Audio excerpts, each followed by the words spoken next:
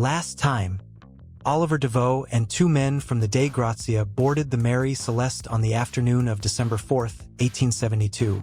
They found a ship that should not have been empty, a ship in good condition, seaworthy, provisioned, her cargo intact, her crew's belongings in their quarters.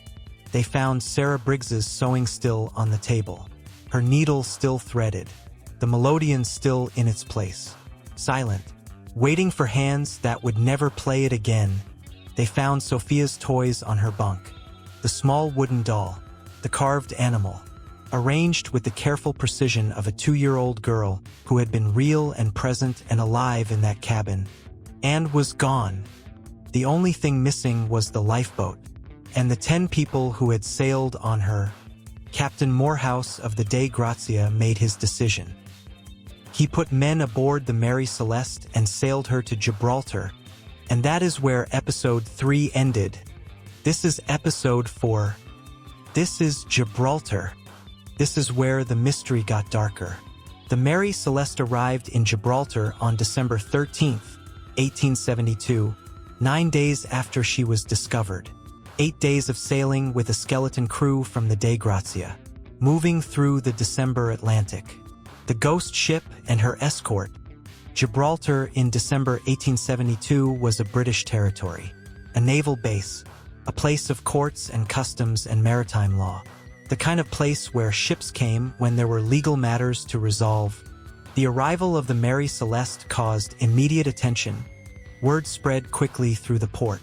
The ghost ship, found drifting 400 miles east of the Azores. 10 people missing, not a soul aboard. The most extraordinary maritime discovery in living memory. The salvage hearing was convened almost immediately. The man in charge was Frederick Solly-Flood, Attorney General of Gibraltar, Queen's Proctor in the Admiralty Court. He was 60 years old. He had spent his career in maritime law. He was experienced. He was thorough. He was also, in the words of people who dealt with him, suspicious by nature, inclined to see conspiracy where others saw accident, inclined to pursue theories long after the evidence had stopped supporting them. He examined the Mary Celeste thoroughly. He interviewed the crew of the Dei Gratia at length. Deveau, Wright, Johnson, the men who had boarded her, the men who had sailed her to Gibraltar, and from almost the beginning, Frederick Solly-Flood was not interested in finding out what had happened to the 10 people on the Mary Celeste. He was interested in finding out what the crew of the Dei Gratia had done to them. The theory that Solly-Flood developed in the weeks following the arrival of the Mary Celeste was this: the Dei Gratia and the Mary Celeste had conspired together. The captains Morehouse and Briggs had arranged a scheme. Briggs would abandon his ship, claim some emergency, take his crew away in the lifeboat to the Dei Gratia, and Morehouse would then find the Mary Celeste conveniently drifting and claim the salvage reward. It was an insurance fraud scheme, a salvage conspiracy, 2 captains working together to cheat the insurance companies. The theory was not entirely without basis in maritime history. Such schemes had been attempted before. Ships had been deliberately scuttled or abandoned to claim insurance. Salvage fraud was a known crime, but the evidence against this theory was overwhelming from the beginning. If Briggs and Morehouse had conspired together, where was Briggs? Where was Sarah? Where was Sophia? Where were the 7 crew members? A conspiracy that required 10 people to permanently disappear was not a conspiracy. It was a catastrophe, and there was another problem. Morehouse and Briggs were friends, acquaintances, colleagues, but they were also competitors in the same trade. A conspiracy of this kind would require extraordinary trust between 2 men who had no particular reason to trust each other that deeply. And there was a third problem. The salvage award that the Dei Gratia would receive for bringing in the Mary Celeste was calculated at a fraction of the ship's value. It was not a large sum. It was not the kind of sum that would justify the risk of criminal conspiracy, of fraud charges, of the permanent disappearance of 10 people. None of this deterred Solly-Flood. He pressed on with his investigation, looking for evidence that was not there, and in doing so, delaying the real investigation into what had actually happened for months. The physical examination of the Mary Celeste produced several items of interest that Solly-Flood seized upon immediately. The first was a sword, found in the captain's cabin. A sword with what appeared to be reddish-brown stains on the blade. Solly-Flood was certain it was blood. He sent samples to a doctor for analysis. The doctor concluded that the stains were not blood. They were rust, or possibly wine, or some other reddish organic substance. Not blood. Solly-Flood was not satisfied. He sent the samples to another doctor. Same conclusion. Not blood. He was still not satisfied. The sword went back and forth between experts for weeks. Every expert who examined it reached the same conclusion. Not blood. Not evidence of violence. Solly-Flood refused to accept this. The second item was marks on the bow of the ship, cuts in the wood of the bow rail, long shallow cuts, running roughly parallel to each other. Solly-Flood theorized that these had been made by an axe, that someone had attacked the ship, had used an axe to damage the bow. Maritime experts examined the marks. They concluded the marks were consistent with normal wear, with the kind of damage that accumulates on a working ship over years of use, with rubbing against docks or other vessels, with the general wear of the sea. Not axe marks, not evidence of attack. Solly-Flood refused to accept this either. The third item was a dark stain found on the deck. Blood, he said immediately. Testing revealed it was not blood. It was an organic stain consistent with seawater and the residue of the ship's cargo. 3 pieces of evidence that Solly-Flood was certain pointed to violence. 3 pieces of evidence that every expert told him pointed to nothing of the kind. He spent weeks pursuing these theories, while the real question, what had happened to 10 people in the North Atlantic, went largely unaddressed.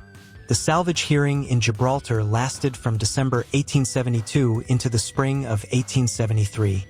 3 months of testimony, of examination, of legal argument.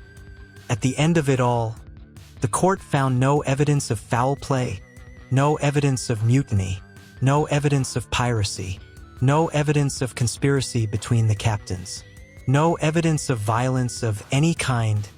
The crew of the Dei Gratia was awarded their salvage payment, 1/5 of the value of the ship and cargo, less than they were entitled to under maritime law, less than they would have received if the investigation had not been contaminated from the beginning by Solly-Flood's suspicions. Oliver Deveau, the first mate who had boarded the Mary Celeste, who had stood in that cabin and looked at Sophia's toys, who had testified carefully and honestly about everything he had seen, received less than he was owed because a suspicious attorney general had spent 3 months trying to prove he was a murderer. He was not a murderer. None of them were. They were sailors who had done what sailors do, who had found a ship in distress and brought her to safety, who had acted with professional competence and human decency, and they were treated as suspects for it. That is not the most tragic thing about the Gibraltar hearing.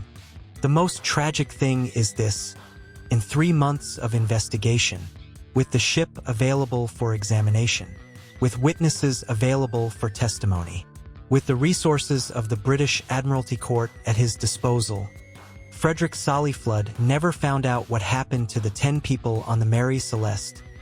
He never found out what happened to Benjamin Briggs, to Sarah, to Sophia, to Edward Head, who had promised his wife Emma he would be home before Christmas. He never found out. Nobody did. And by the time the hearing ended and the ship was released to continue in service under new owners, the trail was cold. The evidence was 3 months older. Whatever had happened in the 9 days after November 25th was no closer to being understood than it had been on December 4th. The mystery of the Mary Celeste survived the Gibraltar investigation intact, as impenetrable as the day the Dei Gratia had found her drifting. I want to tell you about something that happened during the Gibraltar investigation that has stayed with me One of the experts who examined the Mary Celeste during the hearing was a man named Captain James Shufelt, an experienced American naval officer, a man who had spent decades at sea, who understood ships the way mechanics understand engines. Instinctively, in his bones, he examined the Mary Celeste thoroughly, every part of her, the hull, the rigging, the cargo, the cabins. At the end of his examination, he wrote a report. Formal, precise, professional, the kind of report a naval officer writes. Facts stated clearly, conclusions drawn carefully, but at the end of the report, after all the formal language, after all the measured professional assessment, he added one paragraph that was different from everything that came before it.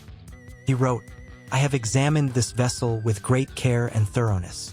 I can find no evidence of violence, no evidence of crime, no evidence of conspiracy or fraud. The ship is in good condition. She is seaworthy.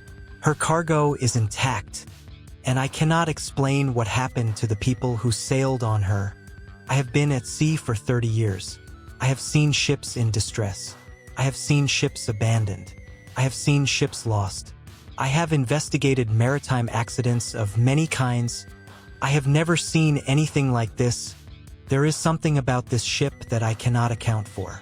Something about the condition in which she was found, the untouched provisions, the arranged belongings, the child's toys on the bunk, that suggests not an emergency, not a catastrophe, not a crime, but a departure, a deliberate, ordered, careful departure, by people who expected to return and did not. I do not know what to make of that. I have been at sea for 30 years and I do not know what to make of that. And that is perhaps the most disturbing thing I have ever written in an official report in my career." Captain Schufelt's report was filed, noted, and largely set aside in favor of Solly-Flood's more dramatic theories. But I think Schufelt understood something that Solly-Flood never did, that the most frightening thing about the Mary Celeste was not the possibility of crime. It was the certainty of mystery, a mystery that had no villain, no monster, no crime to prosecute, just 10 people who left a ship in an ordered and deliberate way, and were swallowed by the sea. This is episode 4 of the Mary Celeste, what the theories are, what might really have happened in those 9 missing days, and what the evidence actually suggests about the fate of Benjamin Briggs and Sarah and little Sophia and the 7 men who sailed with them. That is a story for episode 5. Subscribe to Grey Archive Tales, and come back. We will be waiting.